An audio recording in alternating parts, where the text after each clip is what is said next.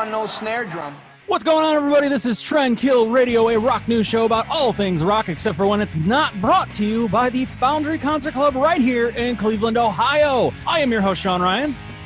And I am Chris Motherfucker Jones. That he is. And before we get started, please subscribe. Do it! Make your dreams come true! Hit your notifications. We don't know when these shows come out, and we got 2 shows now, so hit your notifications, hit that little bell, help us out. Free content! Free content! Okay, so what do we have today is the fucking story about Fear Factory that has kind of been circulating, making the news, and I found it to be the most interesting. Okay, so yes, like I was saying, this story has been circulating about Fear Factory launching a GoFundMe page for their new album that was actually finished in 2017, and now they need additional funds. Please hold.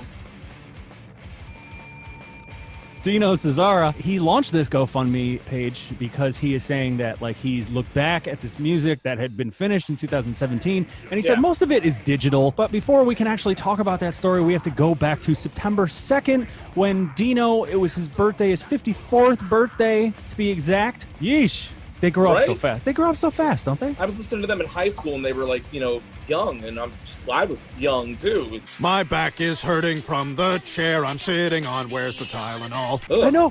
Fucking Spider from Power Man 5000, he just had a 53rd birthday. I'm like, oh my God. You're old. God damn, dude, I suck. But as you can see in this picture right here from his own personal Instagram, Dino says, today, 9/2 is my 54th birthday. I have been through a lot of shit these past 4 years. Fear Factory lawsuits, I won. Bankruptcy lawsuit, I won. Huge legal debt, need help. Divorce, not easy. With help from my family and friends, thriving and surviving. The new Fear Factory music in 2021 and Assassino. He was saying before all this GoFundMe happened, he goes, if you wish to help, join my Patreon page. It's in the bio. Thank you. And then that leads us to just on September 10th, launching this GoFundMe campaign for the additional bullshit that you need to redo parts of the album. So apparently they're at the point now where they need to redo some stuff on the record that he's not happy with, specifically drums and some other things, and he wanted to add some keys. But problem being is they are out of money to borrow at the well from their record label. So he is setting this up now. It's led on to further more developments within the story and issues within the band, which we'll go into now. Things went awry after that because there was like a whole thing between their all-time lead singer, Burton C. Bell. It doesn't mention it in the story, but they show a picture of a guy that took a screen grab. Yeah. Bear with me. A guy that took a screen grab of Burton C. Bell's Instagram that said, from Burton C. Bell official, quote, the album has been done since 2017, complete with artwork. This is for Dino's legal bills. I have nothing to do with this scam. That was taken down. And then he goes on the next day, September 11th. He says, let me be clear, I am not part of, nor am I benefiting from any GoFundMe campaign. Right out of the way, let's just say Burton C. Bell has just washed his hands of this whole situation. He knows something's funky, you know. He smells a rat. I really don't know if anything actually is, because I don't feel like there necessarily is. I mean, if a record's been sitting dormant for 2017 until now, and there's stuff that you want to change on it, but you went over budget already, or you're at budget, the label's not just going to give you more money for a record that's been done for 3 years now and hasn't seen the light of day or anything. So maybe it's legit. I hope it's not like other scams like Johnny Craig selling fucking iPods and MacBook Pros on eBay. But, you know. Who's Jenny Craig? The singer from Dance Gavin Dance, Emarosa. I said Jenny Craig.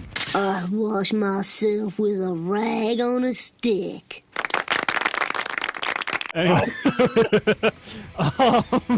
But you know what? The reason why I kind of thought that was interesting from his post, from Dino's post on the 2nd, the dude is obviously legally hurting really bad. And just a week later, he comes out with this whole new GoFundMe thing, saying that, you know, he wanted to bring in a lot of people from Genexus, which would include 1 or 2 people doing new synth shit. Then you got production costs, producer, mixer, masterer, baiter, and like, you know, that all does cost a lot of money, but man, I don't know. It seems, you might be right. You may agree with it. You may agree with it, but it seems too close in the timeline of going like, oh no, I know you're pretty broke.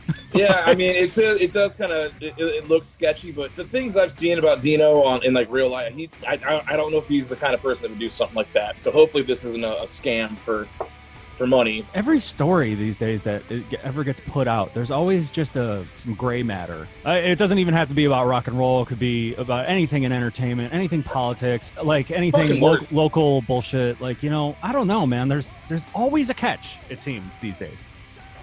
God damn it. He's always. Everyone thinks that's your dad, and that's hilarious. That's what makes me laugh. In your room.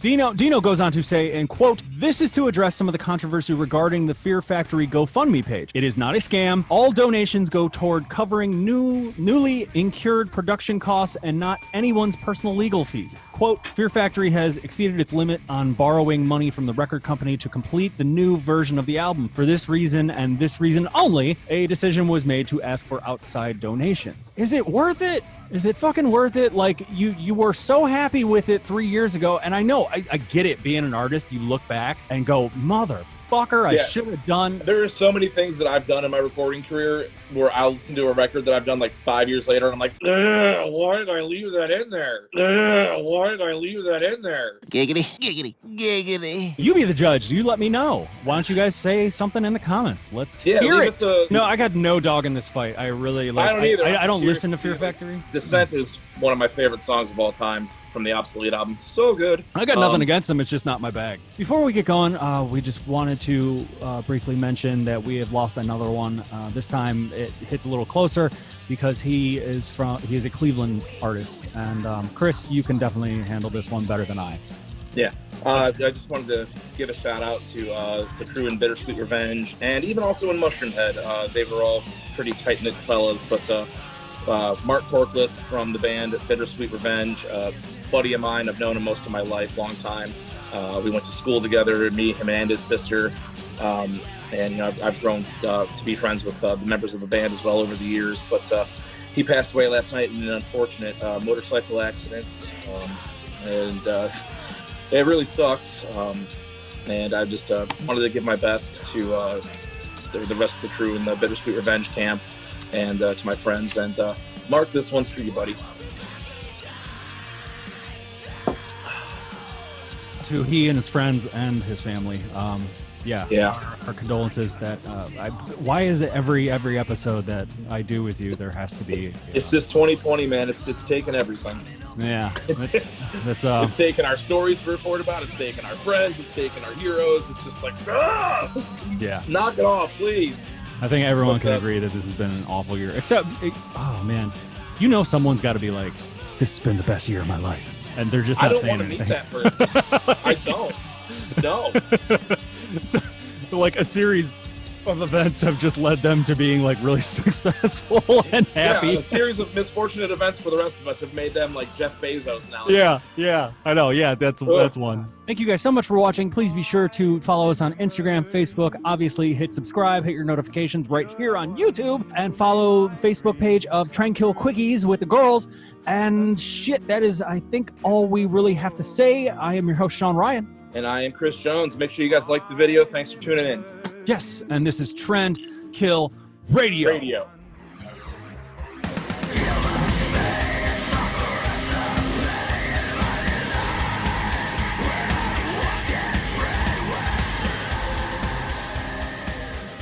ain't farting on no snare drum. Guitarist Dino Cerveza? What's it? Cesaris. Guitarist Dino Cesaris. Wow, what, because he's Mexican, Sean? Speaking of Cerveza, they were one of those bands I found in high school that just kind of opened the door for a lot more stuff. Open your back door for more butt stuff. Again, no, I don't care how big the raise is. Oh, wait, we don't get paid.